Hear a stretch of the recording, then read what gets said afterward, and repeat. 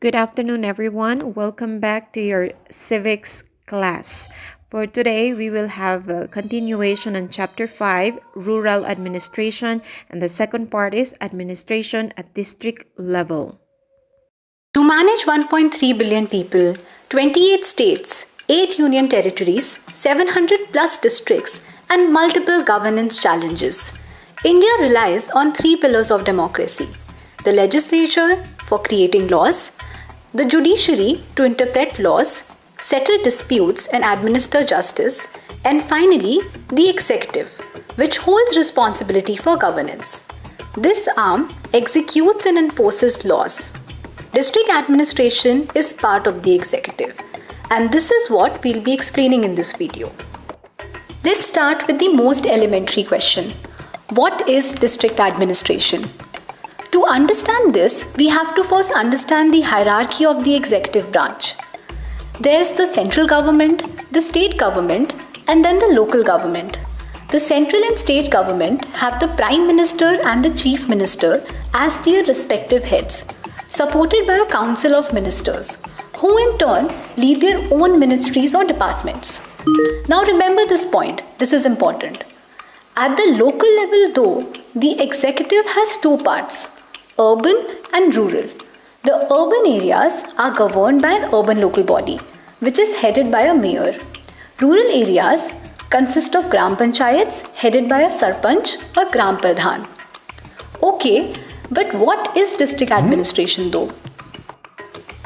Most commonly, the district administration covers the geography consisting of some urban areas and some rural areas. This holds true across all 739 districts of India.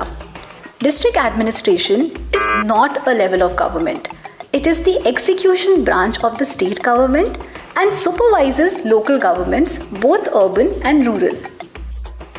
Which brings us to the next question. What is the structure of the district administration? The district administration is structured to deliver the mandates of the state execution branch. Remember the departments and ministries headed by ministers? You have definitely heard of some of them: education, health, agriculture, to name some. To understand this better, let's take the example of the education department of a state. There is a district education officer, several block education officers, and numerous village education officers, who in essence are teachers. Now apply this hierarchy to all departments. Across departments, numerous village level officers report to few block level officers, who in turn report to one district level officer. Similarly, in terms of upward reporting, the district level officer of each department reports to an officer called the district collector or DC, also known as the district magistrate or deputy commissioner in different states. Thus, there might be 25 to 50 district level officers reporting to a DC. And she is the one who leads the district administration and is the state executive's implementer-in-chief within a district. The job of being a DC is one which is invariably given to a new joinee to the Indian Administrative Services. A DC typically spends 4 to 5 years in a district. How many such implementers-in-chief do states have? There is no fixed number. Haryana, with its 22 districts, has 22 DCs who report to the state executive. Uttar Pradesh has 75, while Himachal Pradesh has 12. And finally, what is the role of the district administration? At the macro level, the DC is the implementer-in-chief or the chief coordinating officer of the district. She has to be aware of the work being done and the progress being made by officials across all departments, remove bottlenecks, and streamline coordination between departments that might need to work together. Here's what a typical day for a DC looks like with its multiple competing priorities.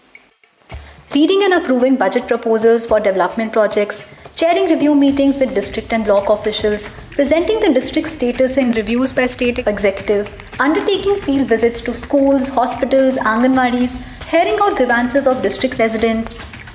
Is that all? No, here's a list.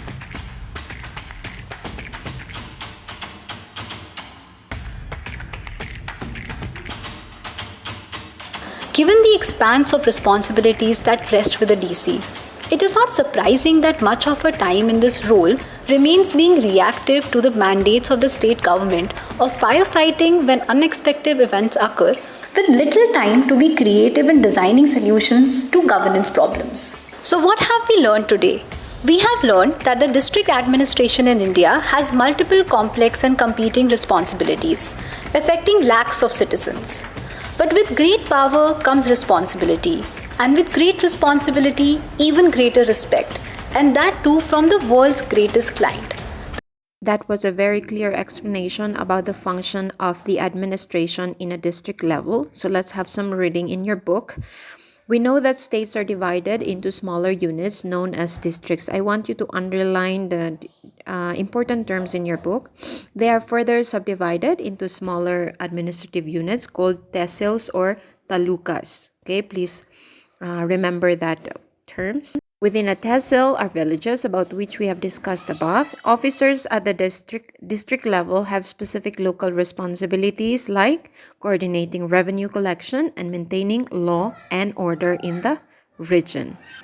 So in here you can see that it is all about revenue management. So I want you to read it by yourself and underline the important terminologies in this part.